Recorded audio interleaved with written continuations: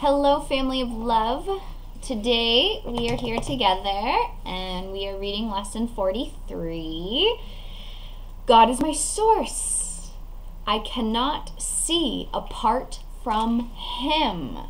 So this is a perfect extension from yesterday when God was my strength. Vision is His gift. Now we recognize that God is my source, the one source that we share, and I cannot see apart from Him. So what it's saying here is that perception is not an attribute of God. His is in the realm of knowledge. And even before I go further, I just want to reflect on this thought, because a lot of us have had the experience and understanding that we may not see eye to eye with people, with relationships, with this world. And the reason that is so is, like we have realized in the first 42 lessons, that we have this our own perception of the world, our own way of seeing the world based on our past learning experiences. But what we're learning here is that God is beyond perception. God is in the realm of knowledge, and knowledge isn't out of our reach. That the reason it's not out of our reach is because we have the Holy Spirit in our mind to undo our mind of perception, to allow the light of knowledge to dawn upon our mind, and therefore we are seeing through the eyes of Spirit, which is seeing through the eyes of God, and we hold in our mind the thoughts of God, and thus we think with God. And this is the beautiful thing of today, and that's why I'm really excited about it. So to continue forward, it says, perception is not an attribute of God. His is the realm of knowledge. Yet He has created the Holy Spirit as the mediator between perception and knowledge. That's why we have to get in touch with our inner teacher here. Without this link with God, perception would have replaced knowledge forever in your minds. With this link with God, perception will become so changed and purified that it will lead to knowledge. That is its function as the Holy Spirit sees it. Therefore, that is its function in truth.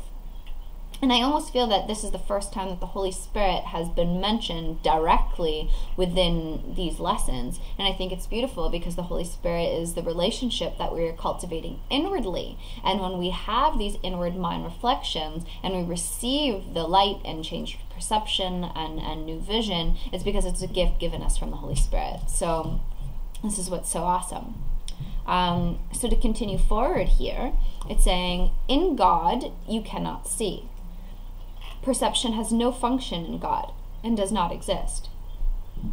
Yet in salvation, which is the undoing of what never was, perception has a mighty power. It actually has a mighty purpose, is what it says here, but power works too. Made by the sons of God for an unholy purpose, it must become the means for the restoration of His holiness to His awareness. So meaning, us as children of God, remember as in previous lessons, invented the world that we see. So we chose to have this experience on earth, which was an unholy purpose, because we wanted to experience what it would be like to be separate from our Father and have an experience of, not being what we are. And because of that, God said, sure, enjoy the dream of earth, but I'm going to give the Holy Spirit to you so that you may remember the truth about yourself and awaken to me. And so that's when we can celebrate this gift that our Father has given us to remind us of what is true and the knowledge that is found within us. So perception really has no meaning. It is knowledge that has meaning. So now we're moving from perception to knowledge. It says, yet does the Holy Spirit give it meaning very close to God's. And that's why we have to listen there. Healed perception becomes the means by which the Son of God forgives his brother and thus forgives himself. So this healed perception is the forgiven perception that lets us see our brothers as one with us. And this is what we're ultimately learning here in our mind training days. To continue forward, you cannot see apart from God because you cannot be apart from God. You cannot see apart from God because you can never be apart from God. It's imperative. You can never be apart from God, even here on earth. Whatever you do in Him, because whatever you think with His mind. If vision is real, and it is real to the extent which it shares the Holy Spirit's purpose, then you cannot see apart from God. For when we are seeing through the eyes of the body, perception, we are only seeing the illusion of what we think is there, right? Remember, I am seeing something that is not there. So what we're learning is that true vision is seen through the eyes of the Holy Spirit, which is seen through the eyes of our Father, which is true vision because we all can see it together. It is a shared vision. So today, Jesus is saying that there's going to be 3 5-minute practice periods required. One is early in the morning as possible, and one is late as possible, so beginning and end of the day. And then the third may be taken at whatever time is most convenient. He says, at the beginning of these practice periods, repeat the idea to yourself with eyes open today, eyes open. Then glance around you for a short time, applying the idea specifically to what you see. 4 to 5 subjects for this phase of exercise are sufficient. You might say, for example, God is my source. I cannot see this desk apart from him. God is my source. I cannot see this picture apart from him. Although this part of the exercise period should be relatively short, be sure that you select the subjects for this phase indiscriminately without self-directed inclusion or exclusion. So much like the other lessons, just let it be applied to anything and everything that your eyes rest upon. Don't be judgmental. And it's saying here, for the second and longer phase of the exercise period, close your eyes this time and repeat today's idea again, and let whatever relevant thoughts occur to you add to the idea in your own personal way, such as, I see through the eyes of forgiveness. I see the world is blessed. The world can show me myself. I see my own thoughts, which are like God's. Or any thought related more or less directly to today's idea is suitable. And the reason that the second practice period is closing our eyes and going inward and letting whatever thoughts that have to do with today's course lesson, God is my source, I cannot see apart from him, stream forward, is because when it streams forward, that is given us by the Holy Spirit. It is the Holy Spirit that gives us these thoughts. So today we're allowing ourselves to have the experience that the Holy Spirit is in our mind, and we can listen to it, see through it, and receive the thoughts that we share with him. It says, the thoughts need not bear an obvious relationship to the idea, but they should not be in opposition to it. Yeah. And so he also adds here that if you find your mind wandering, if you begin to be aware of the thoughts which are clearly out of accord with today's idea, or if you seem to be unable to think of anything, open your eyes and repeat the first phrase. And then try the second phrase again. Do not allow any protracted period to occur in which you become preoccupied with irrelevant thoughts.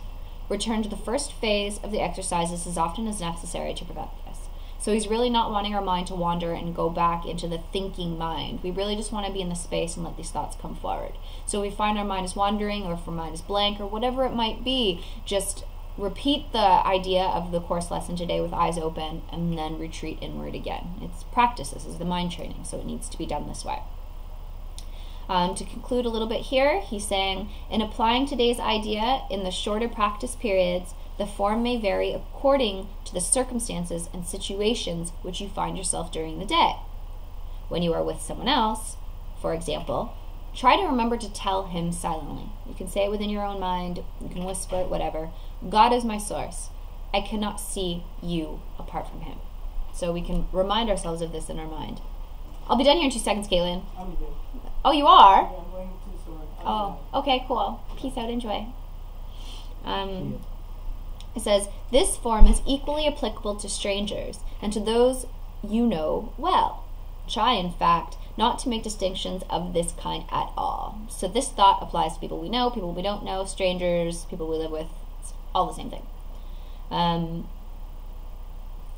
The idea should also be applied throughout the day to various situations and events which may occur, particularly to those which distress you in any way. For this kind of application, use this form. God is my source. I cannot see this apart from him. So Jesus is very, very, very specific today. I really recommend following along directly. He's saying, if no particular subject presents itself to your awareness, merely repeat the idea in its original form. Try today not to allow long periods of time to slip by without remembering today's idea, and thus remembering your function. So in short, Remember the thought throughout the day and use it continuously as often as you possibly can in all situations and circumstances with all people and events. Because this is how we are learning to see truly and to be happy, for this is what God wills for us, and God is my source. So, with that being our course lesson today, that I loved it like I love every other one, I am excited to take it throughout the day, and I hope you do too. So, God is my source. I cannot see apart from Him. And so it is. I love you all. Bye.